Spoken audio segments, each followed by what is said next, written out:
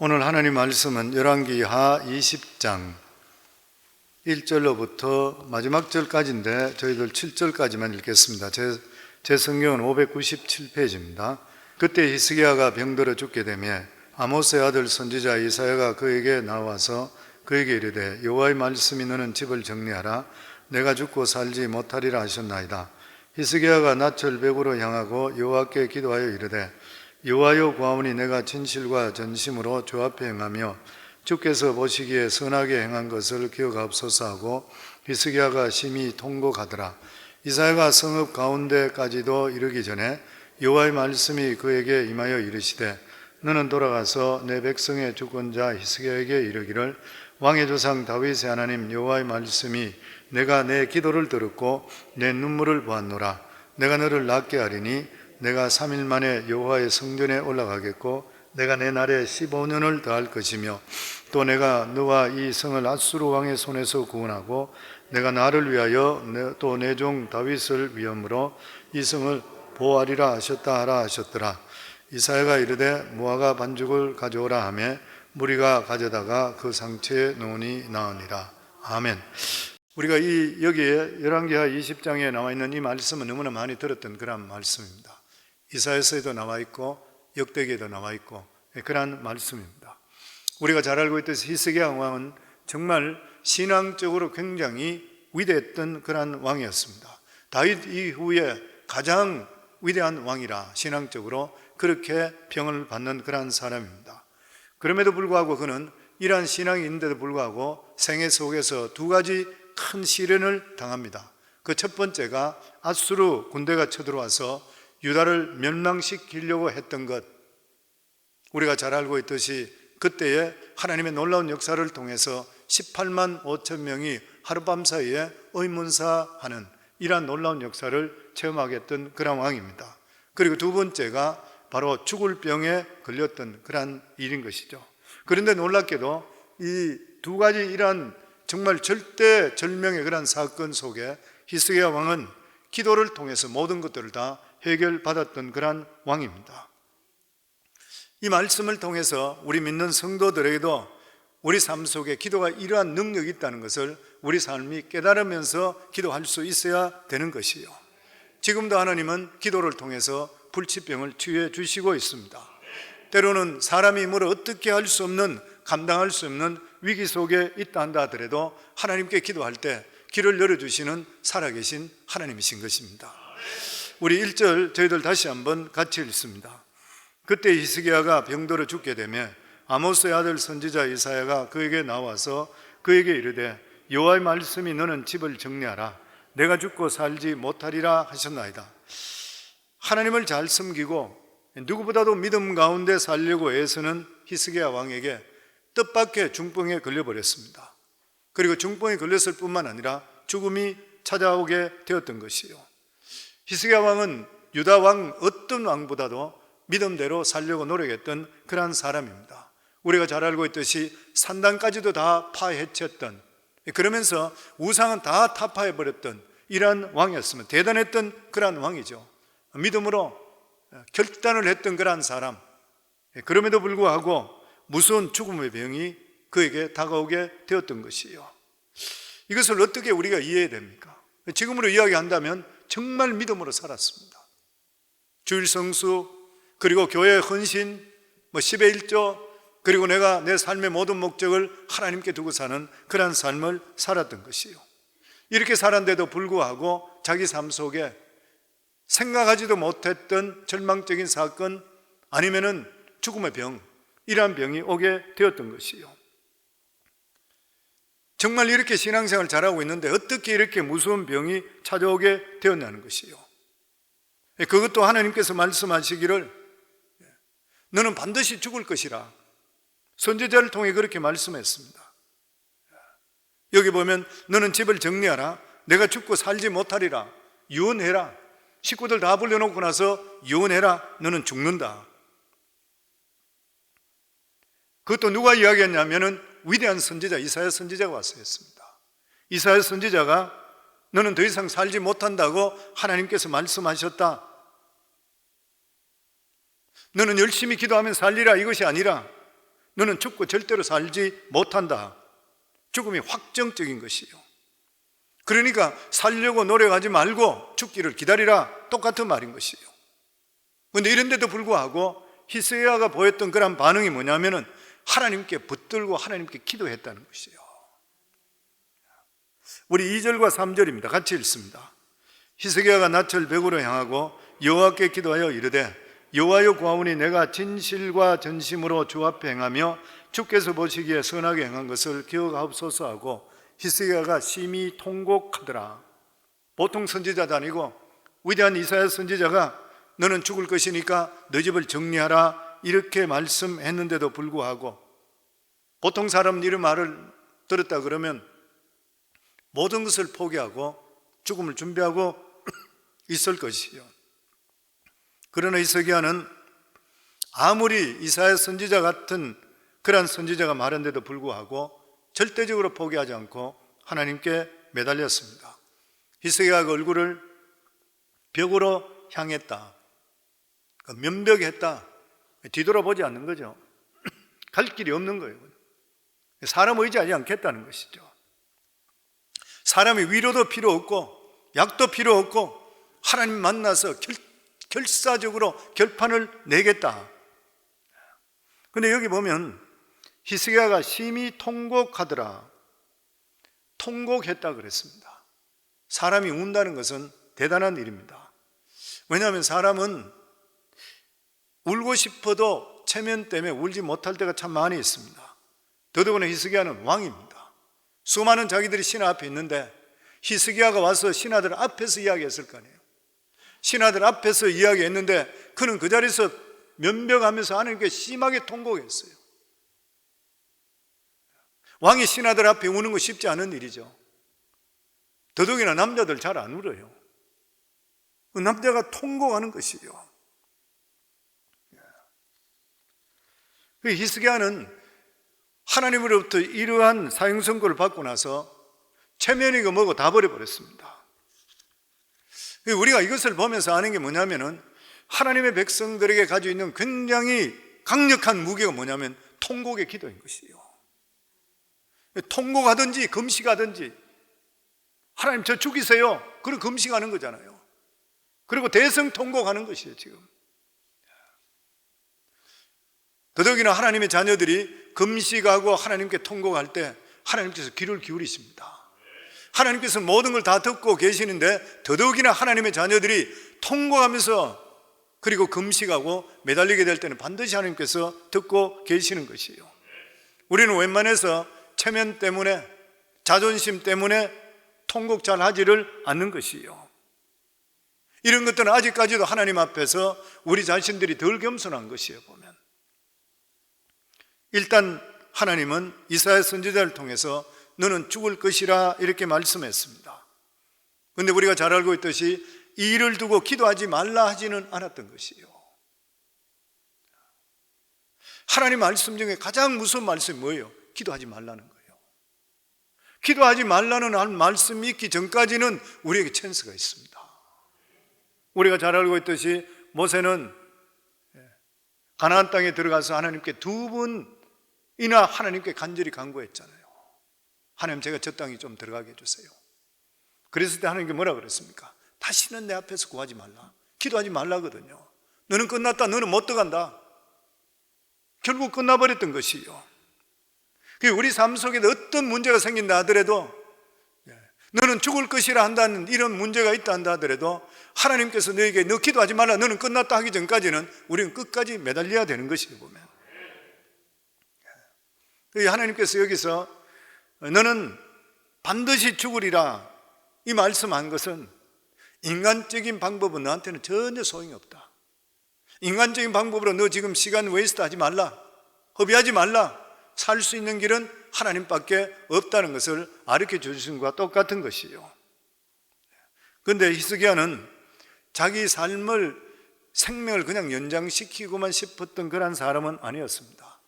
일반적으로 신학자들이 이야기할 때에 이때 중병에 걸렸을 때가 나이가 37살이라 그럽니다. 아주 젊은 나이인 것이죠.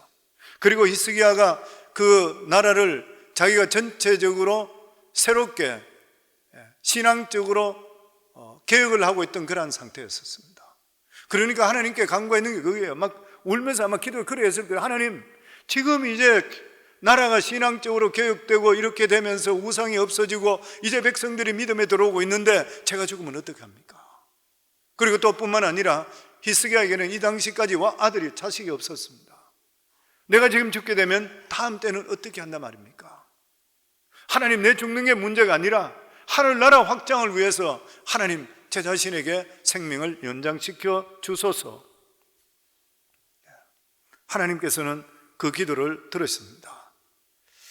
그러면서 이 히스기야가 이렇게 기도했는 거 3절 말씀 우리 다시 한번 같이 읽습니다. 여호와여 구하오니 내가 진실과 전심으로 주 앞에 행하며 주께서 보시기에 선하게 행한 것을 기억하옵소서 하고 히스기야가 심히 통곡했더라. 무슨 말이에요? 지나간 과거의 믿음으로 행한 것을 기억하고 불쌍히 여겨 주시옵소서. 하나님께서는 우리의 헌신을 반드시 기억하고 계십니다. 신약 성경에 보면 욥바에 도르가, 그리스어로 다비다라는 그러한 여제자가 있었습니다. 그런데 이 사람은 선행을 많이 하고 구제를 많이 했던 사람입니다. 그런데 이 사람이 병이 들어서 죽어버렸잖아요. 그랬을 때 마침 그 욥바에 베드로가 와 있었죠. 사도 베드로가 와 있을 때에 이 도르가를 통해 도움을 받았던 많은 과부들이 자기들이 그곳에 베드로에게 찾아가서 베드로에게 울면서 간절히 간구합니다. 지금 우리를 도와줬던 이 도르가가 죽었습니다. 그러면서 이 옷을 보세요. 이 옷도 도르가가 짜서 입혀주는 것입니다. 우리가 어렵고 힘들 때 먹을 것을 줬습니다. 그런데 지금 이래 죽어버렸으니까 어떻게 해서라도 사도께서 살려주세요. 이미 사람은 죽었던 것이요. 그랬을 때에 이 베드로가 그 말을 듣고 나서 그곳에 찾아가 하나님께 기도하잖아요. 하나님께 간절하게 기도하는데 하늘로부터 응답이 있는 것이요. 능력이 주시야 살아나잖아요. 그러면서 하늘나라에 이 딸이 했던 수많은 헌신과 구제와 이런 것들이 다 보시고 나서 정말 저 딸이 했는 것이 맞구나. 그러고 나서 능력을 주심을 따라 베드로가 그에게 담대하게 명령합니다. 도르가 일어나라. 그랬을 때 누웠던 죽었던 사람이 앉아 일어나서 눈을 뜨고 베드로를 봤더라. 사도행전에 나오는 그러한 이야기인 것이요. 백부장 고넬료도 마찬가지죠. 첫 번째 이방인 고넬료가 구원받을 때도 마찬가지고 그의 구원과 구제와 그리고 기도가 상달되었다 그랬습니다. 그렇기 때문에 우리 삶 속에 어떤 절망적인 상태에 빠지게 되었을 때에 사용할 수 있는 헌신이 있으셔야 돼요. 내어놓을 수 있는 게 있어야 돼요. 물론 하나님께서는 우리가 이런 것 없다 하더라도 하나님께서는 우리를 불쌍히 여기시고 긍휼을 베풀어 주시기 때문에 그와 상관없이 우리들을 구원해 주시고 우리들을 고쳐 주시고 구제해 주십니다. 그럼에도 불구하고 믿음의 사람이라 그런 것 같으면 하나님께 우리가 헌신했는 것이 있으셔야 돼요. 그리고 기도할 때 그것을 부여잡고 기도하게 될 때 담대하게 돼요. 저는 목회하면서 그런 것들을 많이 겪었습니다. 전혀 헌신이나 이런 거 없더라도 하나님 살려줄 사람 살려주셔요. 뭐 우리가 성도님 잘 알고 계시듯이 예전에 우리 헌호수 집사님 같으면 폐암으로 병원에서 2주밖에 못 산다고 했는 그러한 상태가 됐는데도 이분이 예수 안 믿는 사람이었잖아요. 그럼에도 불구하고 가서 우리 어머님 부탁받고 나서 가서 그곳에서 기도하는데 그분 보고 이야기하기를 예수 믿고 구원받아야 하나님 자녀 돼야지 기도하면 능력이 나타나지. 당신이 예수를 안 믿는데 우리가 기도해보면 뭐 하겠냐 그러니까 2주밖에 못 살고 죽는 사람이니까 다 듣고 뭐 예수 영접하고 다 하는 거예요. 그 자리에서. 그리고 기도하고 나왔는데 환상 속에 예수님이 와서 자기 몸속에 있는 암세포를 3개를 뜯어내고 나서 갑자기 몸이 급속도로 그 자리에서 그냥 뛰어 일어났잖아요. 그러니까 페어펙트 하스피털의 미라클 매너가 되는 거예요. 그분은 헌신한 게 하나도 없어요. 하나님의 무조건적인 은혜와 긍휼입니다. 딴 게 없어요. 그런데 우리가 잘 알고 있듯이 박윤하 권사님 같은 분, 영주 끝도 없이 미국에 살면서 세탁소 일하면서 6일 동안 죽으라고 일하잖아요. 아주 이 신분도 잘 안 된 상태이기 때문에 돈을 어떻게 받을 수 있겠는가요? 너무 가난하고 힘들게 살았잖아요.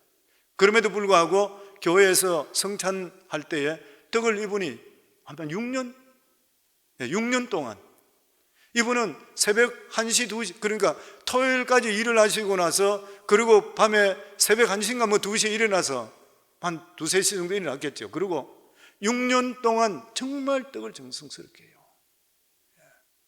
왜냐하면 떡을 해오더라도 뭐 어떤 때는 엉키고 막 잘못되고 이런 경우 있잖아요. 이분은 한 번도 그런 적 없는 기억이에요. 정말 그 정성스럽게 다 잘라서, 그리고 6년 동안 가져왔잖아요. 근데 이분이 혈압약 3일 동안 먹지 않고, 그리고 내 핏줄이 터져서 쓰러져 버렸잖아요. 보험도 없고 영주권도 없고 병원에 그냥 들어갔는데 병원에서는 뇌사 상태가 됐잖아요. 살릴 길이 없다고 하잖아요. 근데 몸은 살아있는데 이미 뇌사 상태가 됐는 거예요. 그러니까 병원에서 가족들 불러서, 거기에 언니 가족이 있고 그리고 자기 딸 가족이 있고 여기에 살고 있는 게, 근데 딸도 영주권도 없어서 결혼했지만 너무 힘든 상태 있고, 다가 모두 힘든 상태였어요. 그러니까 거기에서 병원에서 그 호흡기 떼겠다 그랬잖아요. 그리고 장기 기증했으니까 장기 척출하겠다고 그랬잖아요. 그때 저희가 그 병원에 우리 교회 실행위원들하고 같이 갔었습니다. 저희 그 부부가 먼저 가고, 어쨌든 가서 실행위원들로 가고, 그리고 가서 기도했지요. 그리고 딸집하고 그리고 언니하고 거기서도 자기들도 어떻게 케어할 수 없다 그러는 거예요. 울면서 딸이 따라오면서 그래요. 목사님, 딴 길이 없습니다. 저희도 어떻게 할 수 없습니다. 뭐 저도 어떻게 하는 것이, 할 수 있는 방법이 없었잖아요. 근데 이 권사님이 헌신한 것은 가슴이 너무 아픈 거예요. 저희 아내가 옆에서 눈물을 흘리면서 기도하더라고요. 그러더니 갑자기 저보고 이야기가, 일주일 동안 금식기도 하고 나서 하나님께 금식기도 하러 간다 그래요. 그래서 의사한테 부탁해서 일주일만 여유를 달라 그랬잖아요. 일주일 후에 당신들 원하는 대로 하라. 일주일만 시간을 달라. 그리고 돌아와서 전 교인들에게 우리가 일주일 동안 릴레이 금식기도 시켰잖아요. 그러면서 성도들이 아마 오래되신 분은 기억하실 거예요. 성도들이 그렇게 이야기했어요. 우리 권사님 사랑하시죠? 헌신한 걸 기억하시죠? 그렇다면 헌신한 걸 보여주세요. 금식기도 이름 적으세요. 그래서 일주일 동안 정말 많은 분들이 기도했잖아요. 그리고 주일날 딱 되는 날 병원 연락 갔는데 눈을 떴다 그랬잖아요. 지금은 살아서 한국에 가 계시잖아요. 저는 그걸 보면서 느끼는 게 뭐냐면은, 우리가 기도할 때 그랬어요. 하나님, 이 딸이 가진 거 하나도 없었습니다. 삶도 너무 힘든 삶입니다. 그런데도 불구하고 교회 성찬식 할 때 하나님께 드리는 이 성찬의 대가, 이 딸이 이렇게 정성껏 정말 힘든 가운데 이렇게 헌신했는데 하나님이 살려주세요. 근데 하나님 살려주셨어요. 요즘 너무 힘이 좋아서 하루에 4통에서 5통 카톡이 계속 들어요. 건강하세요. 어쨌든. 아니, 그런 걸 제가 겪는 거예요. 아마 여기 오래 되신 분은 다 제가 이야기하는 거 다 아셔요. 교회에서도, 성도님 중에서도 병이 들든지 아니면 문제가 생겼다든지 이렇게 될 때는 물론 그분들 위해 기도해 줘요. 연락이 오고, 목사님 기도해 주세요. 카톡도 들어오고 메일도 들어오고 텍스트도 들어오고, 그럼 바로 기도하고, 또 기도했습니다, 어떻게 합니다 이야기해요. 그런데 그 중에서 교회 정말 헌신자들이 있을 때는 어떤 문제가 딱 생기게 되면 하나님께 그 기도합니다. 하나님, 이 사람 진짜 교회에서 그거 했잖아요. 헌신했잖아요. 하나님 살려주세요. 치료해 주세요. 기도 자리에 항상 나와 있잖아요. 하나님 어떻게든 좀 해주세요. 뭐 그럼에도 불구하고 하나님께서 데려가시면 그거는 사명이 끝나는 것이죠. 그렇지만 그렇지 않고는 하나님께서 우리 삶을 돌아보고 나서 지금까지 보면 거의 다가 하나님 기도 들어주시요. 지금 히스기야 왕이 그랬습니다. 내가 진실과 전심으로 주 앞에서 행하며, 진실하게, 그리고 내 전심으로 내가 주 앞에서 행했고 주께서 보시기에 선하게 행한 것을 기억하옵소서. 우리가 부족하지만 그래도 우리 삶 속에 내가 믿음 안에 살려고 노력한 것 주께 아시지 않습니까? 주님 불쌍히 여기주소서. 물론 하나님은 이거 아니라 하더라도 우리를 긍휼히 여기주시기 때문에 우리의 작은 믿음 보고 우리를 구원해 주시고 우리를 치료해 주시고 우리 능력 베풀어 주십니다. 그럼에도 불구하고 믿음의 사람이라 그러면 하나님께 내가 했다고 하는 그것으로 인해서 내가 구원받는 건 아니라 하더라도 하나님께서 나 같은 자 불러주시고 나 같은 자 구원해 주시다 그러면 내가 하나님께 맡겨주는 직책이든지 교회든지 이런 데 대해서 내가 했는 것이 있어야 될 거 아니에요. 히스기야 왕이 지금 그랬던 것이요. 작은 헌신들, 보리떡 5개와 물고기 2마리를 통해서 5,000명을 먹였잖아요. 그러니까 어린아이의 작은 헌신, 아주 적은 걸 가지고 하나님께서는 그것을 기억하고 계시는 것이요. 기도할 때에 불쌍하게 여기시고 헌신한 것을 기억해 주시옵소서. 하나님은 히스기야가 사람을 쳐다보지 않고 오직 하나님께 눈물로 기도한 것을 굉장히 기뻐하셨습니다. 그래서 다시 한번 이사야 선지자를 통해서 새로운 하나님의 응답을 들려주셨습니다. 우리 4절에서 6절입니다. 같이 읽습니다. 이사야가 성읍 가운데까지 이르기 전에 여호와의 말씀이 그에게 임하여 이르시되 너는 돌아가서 내 백성의 주권자 히스기야에게 이르기를 왕의 조상 다윗의 하나님 여호와의 말씀이 내가 내 기도를 들었고 내 눈물을 보았노라. 내가 너를 낫게 하리니 내가 3일 만에 여호와의 성전에 올라가겠고 내가 내 날에 15년을 더할 것이며 내가 너와 이 성을 앗수르 왕의 손에서 구원하고 내가 나를 위하여 또 내 종 다윗을 위함으로 이 성을 보호하리라 하셨더라. 하나님은 히스기야 눈물의 기도를 응답하셨습니다.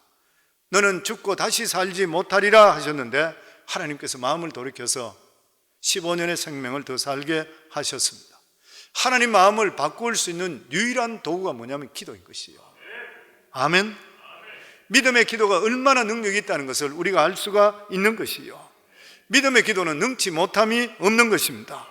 죽어야 하는데도 불구하고 하나님께 믿음으로 기도했더니만 하나님께서 생명을 15년 동안 연장시켜 주셨을 뿐만 아니라 다른 기도도 들어주시는 것이요. 하나님께서 이렇게 기도를 들어주신 이유가 어디 있는 것이요. 히스기야는 딴 데 소망을 두지 않았습니다. 딴 데 소망을 두지 않았던 것이요. 오직 하나님께만 매달렸던 것이요. 유다 왕 중에 아사 왕이라고 아주 유명한 왕이 있습니다. 아주 신앙적으로 처음에는 굉장히 좋았지만 나중에 이 사람이 죽을 때 성경이 뭐라고 그랬냐면은 아사 왕의 발이 병이 생겼는데 그는 의윤만 찾고 기도하지 않았더라. 그리고 죽었더라 되어 있습니다. 어떤 분은 그것을 보고 이렇게 설명하는 분도 있어요. 아사 왕이 왕으로서 너무 잘 먹고 잘하고 했다가 아마 그때 당뇨가 돼서 발을 어떻게 잘렸더니 문제가 생겼을 것이라. 근데 그런 문제가 됐을 때에 의사만 찾고 약만 찾고 하나님께 기도하지 않았더라. 어떤 문제가 생기고 이럴 때 하나님부터 먼저 찾아야 되는데 처음에는 신앙이 좋다가 나중에 가서 급한 일이 생기니까 우리가 병원에 가는 것도 중요하지만 병원에 가는 것보다 더 중요한 게 하나님께 기도하면서 병원 가셔야 돼요. 무슨 일을 하시더라도 그런 거예요. 그러면서 하나님께서는 히스기야 왕에게 15년 동안 생명을 연장시켜 주실 것이라 병을 나을 것이라 이렇게 말씀하면서 정표를 보여주셨습니다. 우리 7절에서 8절입니다. 같이 읽습니다. 이사야가 이르되 무화과 반죽을 가져오라 하며 무리가 가져다가 그 상처에 놓으니 나으니라. 히스기야가 이사야에게 이르되 여호와께서 나를 낫게 하시고 3일 만에 여호와의 성전에 올라가게 하실 무슨 징표가 있나이까 하니 이때 히스기야가 자기가 완치되어 성전에 올라갈 표적이 뭐냐고 물었을 때에 이사야가 대답하기를 일령표가 앞으로 가기를 원하느냐 뒤로 가기를 원하느냐. 그리고 일령표가 앞으로 가는 것은 쉬우니까 뒤로 물러가게 해달라고 히스기야 원대로 표적을 보여주었습니다. 우리 9절에서 저희들 10절까지 저희들 같이 읽습니다. 이사야가 이르되 여호와께서 하신 말씀을 응하게 하실 때에 대하여 여호와께로부터 왕에게 한 징표가 임하리라.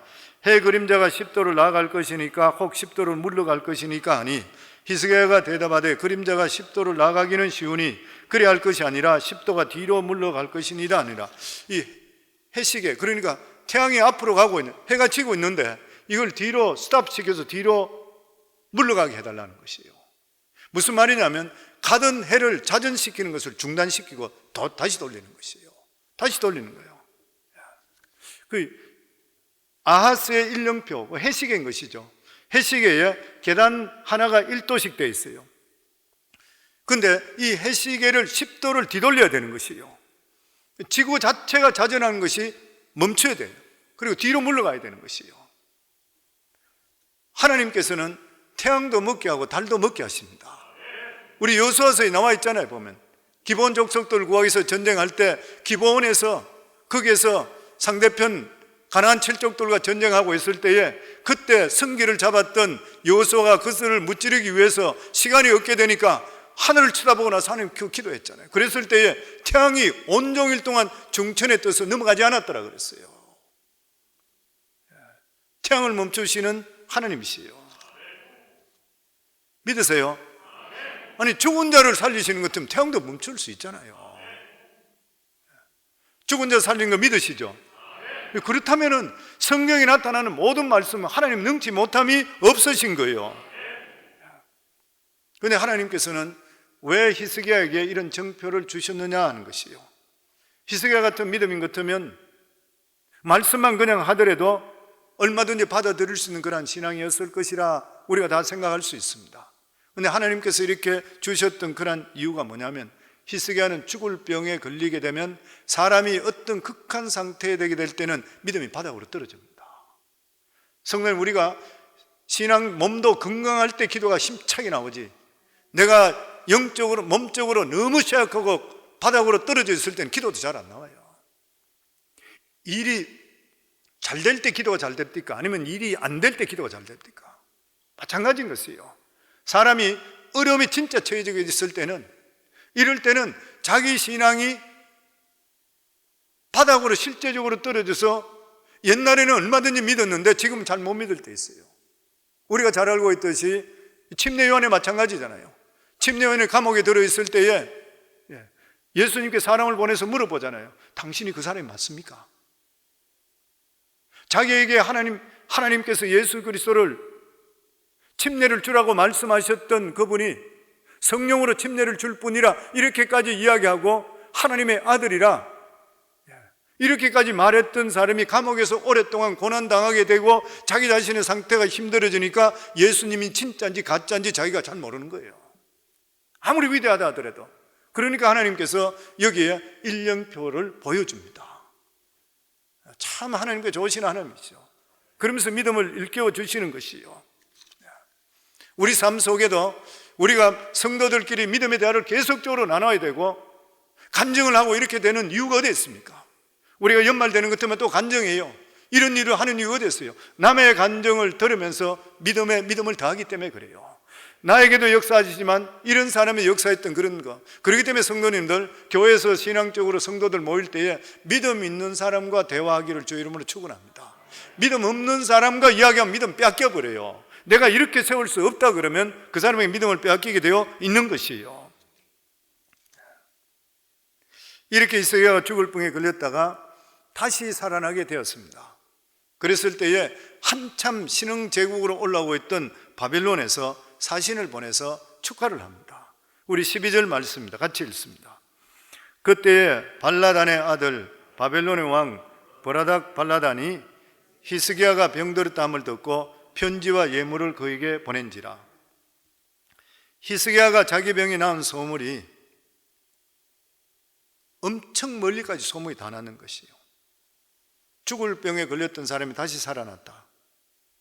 그리고 신흥제국으로 올라오는 그러한 바벨론에서 이 사신까지 보내줬는 데 대해서 너무 고마웠던 거예요. 그래서 너무 뿌듯해서 예루살렘에 있는 보물들은 다 보여주고 자랑했습니다. 이런 일이 있고 나서 이사야 선지자가 와서 책망합니다. 그러니까 히스기야 왕이 이 병에 걸렸다가 나았을 때에 그 당시에 이 바벨론이 신흥제국으로 굉장히 부상하고 있던 그러한 이 바벨론은 전 세계를 제패하려고 하는 그러한 야욕을 가지고 있었던 그러한 나라인 것이에요. 그런데 바벨론에서 볼 때는 이 유다 제국이 참 희한한 거예요. 자기들이 볼 때 어떻게 해서 저렇게 적은 나라가 하나님의 어떤 무엇을 섬기기에 저런 놀라운 역사가 일어나나. 실제적으로 이 유다는 바벨론이 인정하고 사신까지 보내서 레코나이즈 할 수 있는 그런 나라가 못 됐습니다. 아주 조그마한 나라였던 것이요. 그럼에도 불구하고 이 나라가 신비한 거예요. 신비한 일인 것이요. 도무지 이해할 수 없는 그런 나라예요. 왜냐하면 연합국들이 쳐들어간데도 불구하고 다 멸망했죠. 아수르 제국에 18만 5천 명이 갔다가 다 멸망하고 그 왕까지도 죽어버렸어요. 그러니까 대한민국 이 나라가 무서운 거예요. 무슨 일이 있는지 모르겠는 거예요. 더더욱이나 이번에 보니까 왕이 죽게 됐는데 기도함을 통해서 15년 생명을 연장시켰을 뿐만 아니라 그 정표로 일령표가 뒤로 돌아갔다는 것을 이야기 들은 것이에요. 그런데 더더욱이나 이 바벨론은 점성술이 최고로 발달했습니다. 그 전체에서 점성술이 최고로 발달했다는 것은 천문학의 조예가 어떤 나라보다 뛰어났던 거예요. 그러니까 이 일령표가 뒤로 돌아가는 거 자기들도 시계가 역시 마찬가지 있었던 거예요. 자기 나라에서도 똑같은 일이 벌어졌던 것이에요. 멸망당에는 정말 이 이스라엘에, 큰 앞에 있는 이스라엘에 5분의 1도 안 되는 이런 적은 나라. 그런데 어떻게 해서 이런 나라에 이러한 놀라운 일이 일어나는 것이고 누구든지 쳐들어갔다가 망해버린 것인가? 바벨론 왕으로 볼 때는 반드시 이 나라에 대해 신비를 자기들이 알아내야지 자기들이 전체를 차지해야 하는데 자기들에게 걸림돌이 되지를 않게 되는 것이에요. 그래서 사신을 보냈던 것이에요. 이것을 우리가 보면서 느끼는 뭐예요? 세상 사람들은 믿는 사람들을 실제적으로 신비하게 생각해야 됩니다. 교회를 정말 특별한 거로 생각해야 됩니다.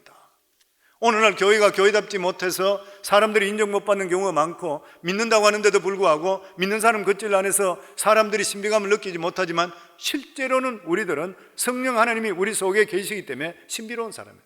바깥 사람들이 볼 때는 반드시 사람들이 볼 때 이상하다고 느낄 수가 있어야 되는 것이에요. 우리들에게는 신비로운 능력이 있습니다. 그게 뭐냐면 성령의 능력이잖아요. 사람들 볼 때는 비슷한 것 같은데 성령의 능력이 임하면 사람이 갑자기 바뀌잖아요. 갑자기 변화되는 것이에요.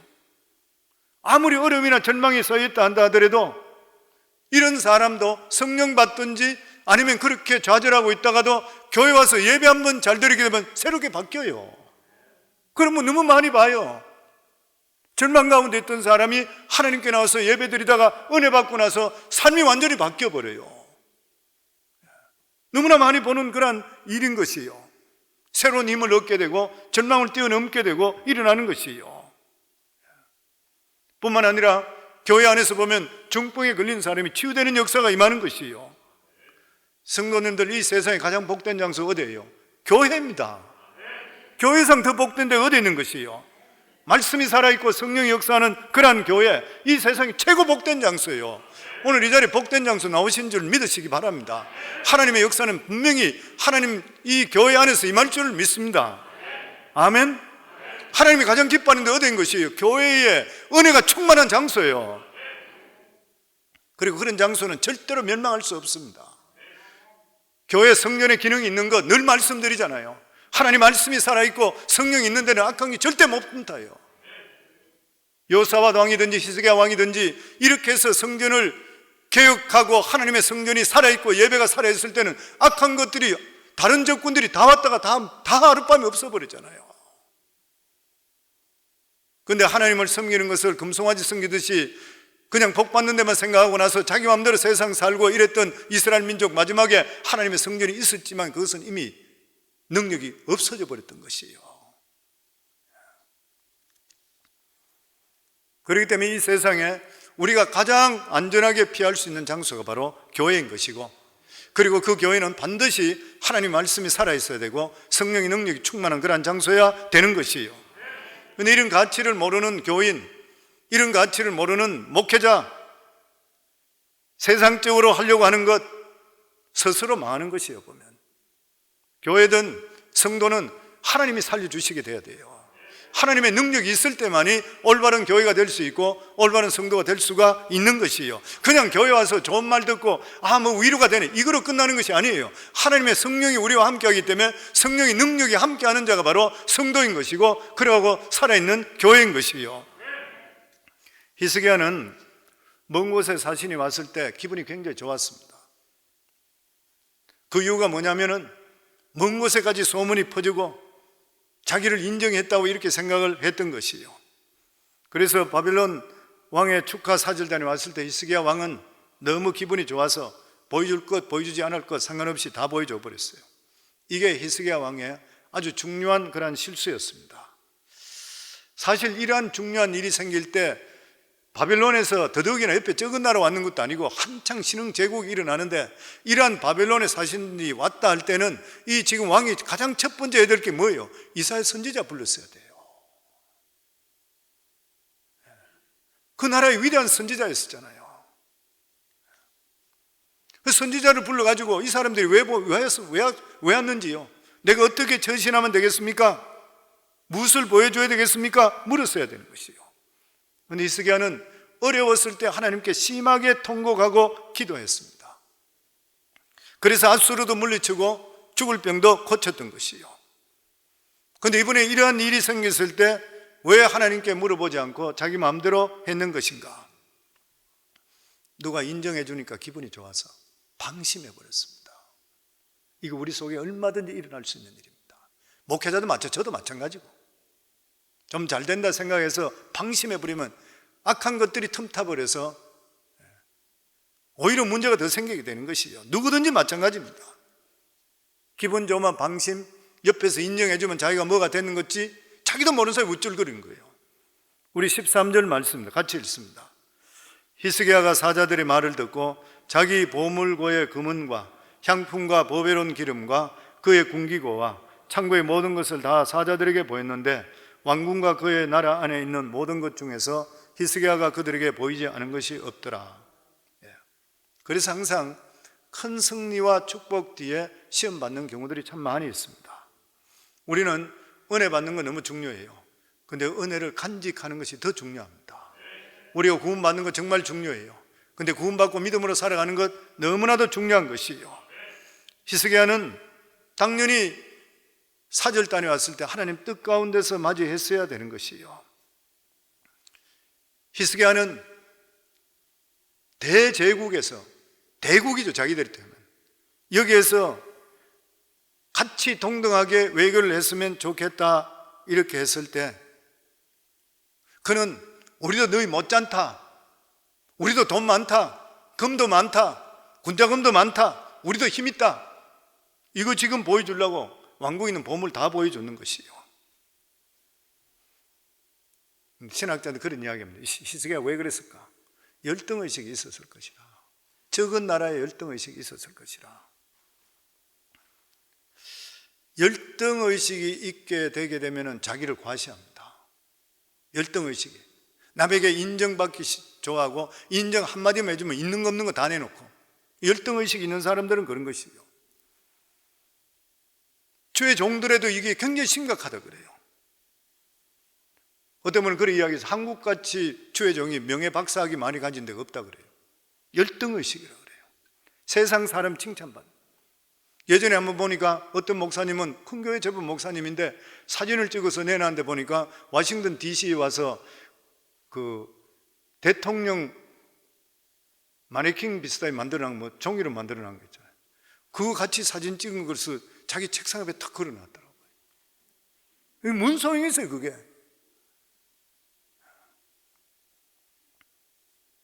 이 바벨론 사신이 온 것은 히스기야 왕에게는 하나의 시험이었습니다.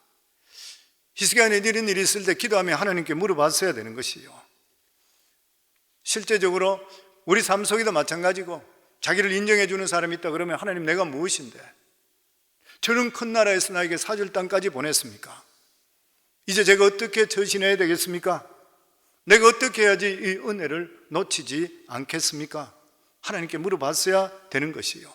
아마 그렇게 됐더라면 히스기야는 하나님의 영광이 진짜 크게 나타난 그러한 왕이 되고 그 후손들도 복을 받았을 것이요. 정말 히스기야가 사절단에 보여줘야 될 것이 무엇입니까? 하나님의 성전이죠. 하나님의 성전입니다. 하나님의 성전 안에는 우리의 살아계신 하나님이 계신다. 하나님께서 계시기 때문에 어떤 군사들이 쳐들어왔더라도 하나님께서 하룻밤새에 다 멸해버렸다. 그 이야기해 줄 수가 있어야 되는 것이요. 이 하나님이 누구시냐? 온 천지 만물을 창조하신 창조주 여호와 하나님이시다. 이분이 우리가 믿고 있는 하나님이시다. 이분이 있기 때문에 아무리 군사가 많든 적든 상관없다. 하나님이 계신 이상은 하나님 우리나라를 지켜주시기 때문에 지금까지 왔고 나도 살려주었다. 이렇게 간증할 수가 있어야 되는 것이에요. 죽을 병에 걸린 나도 하나님께 나를 살려주셨다. 아수르 18만 5천 명도 하나님께서 다 멸해버리신 것이다. 몰살시켰다. 누구든지 간에 함부로 까불게 되면 모두 다 몰살당한다. 내 능력이 아니라 나에게 있는 하나님, 내가 믿고 있는 하나님을 담대하게 증거할 수가 있어야 되는 것이에요. 만약 그랬다 그러면은 바벨론 사절단들이 간담이 서늘해졌을 것이에요. 그리고 돌아가서 뭐라 그랬어요? 나라는 적지만 함부로 건드리면 안 되고 전쟁을 하더라도 피해가야 되겠습니다. 그렇게 이야기할 거 아닌 것이에요. 그리고 한 번 더 할 수 있다 그러면 이사야 선지자 불러야 되는 것이에요. 하나님의 선지자 불러드렸어야 되는 것이에요. 선지자 나오면 어떻게 했어요? 입에서 불꽃 같은 하나님의 말씀이 나오잖아요. 이 나라가 어떤 나라고 아브라함부터 해서 하나님의 말씀에 주셨을 것이에요. 그래서 우리 삶 속에 성도님들, 내가 사업이 잘 되고 우리 가정이 잘 되고 모든 것이 잘 되고 건강하고 다 할 때 뭐를 자랑해야 돼요? 하나님 자랑하셔야 돼요. 내가 지금까지 살아있는 것이 하나님 은혜입니다. 사업이 지금까지 오는 것이 하나님 하셨습니다. 우리 가정이 행복한 것이 하나님 하셨습니다. 우리 자녀 공부 잘하는 거 하나님이 했습니다. 우리가 한 거 없어요. 하나님이 키워줬어요. 이런 이야기를 할 수가 있어야 되는 것이에요. 내 인생을 역전시키고 내 인생을 변화시키고 나를 구원해 주신 분은 하나님이시라. 아멘. 근데 히스기야는 너무 마음이 공중으로 붕 떠가 있는 상태예요. 이사야 선지자가 와서 자기에게 책망할 때까지 지가 뭘 잘못했는지 몰랐습니다. 14절에서 15절입니다. 같이 읽습니다. 선지자 이사야가 히스기야 왕에 나와 그에게 이르되 이 사람들이 무슨 말을 하였으며 어디서부터 왕에게 왔나이까? 히스기야가 이르되 먼 지방 바벨론에서 왔나이다 하니 이사야가 이르되 그들이 왕궁에서 무엇을 보았나이까 하니 히스기야가 대답하되 내 궁에 있는 것을 그들이 다 보았나니 나의 창고에 하나도 보이지 아니한 것이 없나이다 하더라. 바벨론 사신들이 와서 그것을 다 보고 딴 것들 보이죠. 하나님 성전 보여준 것도 아니고 그것만 쭉 다 보고 나서 자기들이 보면서 이 사람들은 원래 깡패 나라고 약탈한 나라인데 이 나라는 적지만 알부자네. 가진 거 굉장히 많네. 뺏을 것이 많구나 이렇게 생각했어요. 자랑만 하다 보니까 그 사람들에게 물욕만 생기게 만드는 것이요. 세상에도 성도님들 진짜로 이 알찬 사람은 몸조심합니다. 자랑 안 합니다. 보통 졸부들이 갑자기 돈 많이 들어오고 하는 것 같으면 사람들한테 보이고 떠들고 이러지 진짜 알찬 사람들은 숨기지 그걸 안 나타내는 거예요. 근데 사람이 열등의식이 있다 갑자기 뭔가 가졌다 그러면 막 보여주고 싶은 거예요.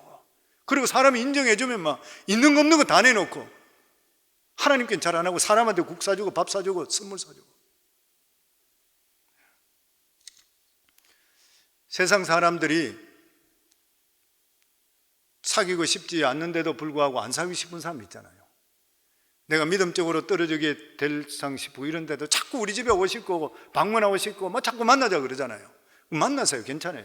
만나고 뭘 이야기하냐면 주일날 은혜 받았던 말씀, 수요일날 와서 은혜 받았던 설교 말씀, 그리고 새벽 기도마다 내가 하나님 성경 말씀 묵상하며 은혜 받았던 그것만 자꾸 하면 그 사람들은 한 길이라도 7길로 가버려요. 대화가 안 돼요. 왜냐하면 우리 능력은 어디서 나오냐면 하나님 말씀에서 나오는 것이에요. 마지막으로 우리 16절 18절 같이 읽습니다. 이사야가 히스기야에게 이르되 여호와의 말씀을 들으소서. 여호와의 말씀이 날이 이르리니 왕궁의 모든 것과 왕의 조상들이 오늘까지 쌓아두었던 것이 바벨론으로 옮김받고 하나도 남지 아니할 것이요 또 왕의 몸에서 날 아들 중에서 사로잡혀 바벨론 왕궁의 환관이 되리라 하시는. 왜 그런 것이요? 하나님 자랑 안 하고 자기 자랑만 실컷 해버렸습니다. 자기 자랑만 실컷 해버렸어요. 우리나라가 이렇게 부하고 내가 이 정도로 괜찮은 사람이고 하나님께서 목숨까지 살려주시고 보호해 주시고 다 왔는데도 불구하고 히스기야가 마지막에 와서 지금 여기 보면 큰 실수하는 것이에요. 하나님이 다 해주셨는데 자기가 나서버렸던 거예요. 하나님께서 말씀하시기를 바벨론에 네가 자랑하는 거 다 뺏길 것이다. 유다의 왕자들도 포로로 잡혀서 바벨론의 환관이 되리라. 그러니까 우리 믿는 사람들에게 재물이라는 것은 위기 상황에 가서는 도움이 안 됩니다. 진짜 절대절명에 가서 도움이 안 되는 것이요.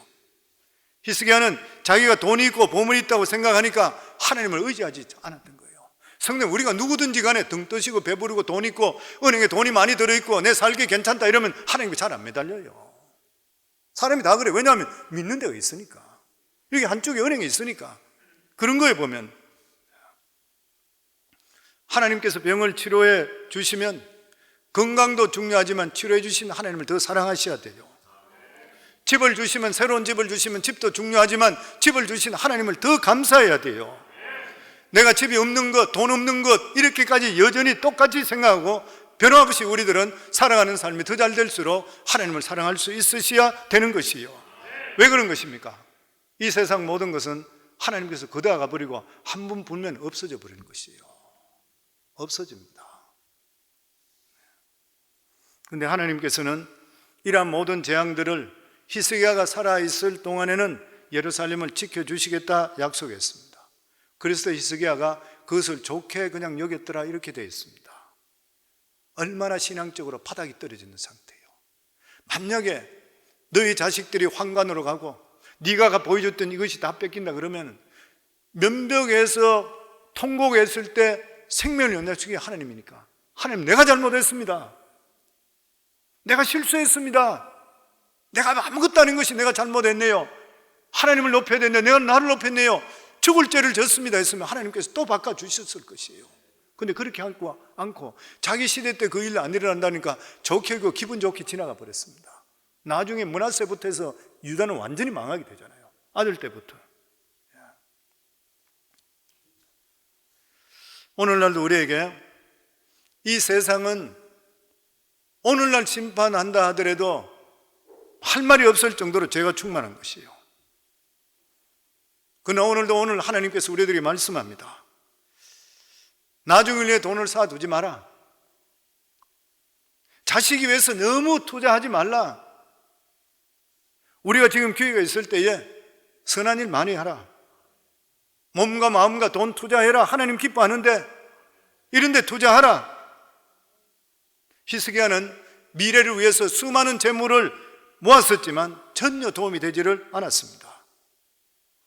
우리도 자기 자신을 위해서, 미래를 위해서, 그리고 자식을 위해서 너무 많은 투자를 한다면 하나님을 기쁘게 하지를 못할 것이에요. 중요한 것이 무엇입니까? 지금인 것이에요. 지금 이 순간 하나님 말씀에 순종할 수 있어야 되고, 말씀에 순종하고 하나님이 기뻐하는 일, 이런 일을 하게 될 때 하나님께서 우리의 미래와 우리 자녀들을 책임져 주시는 거예요.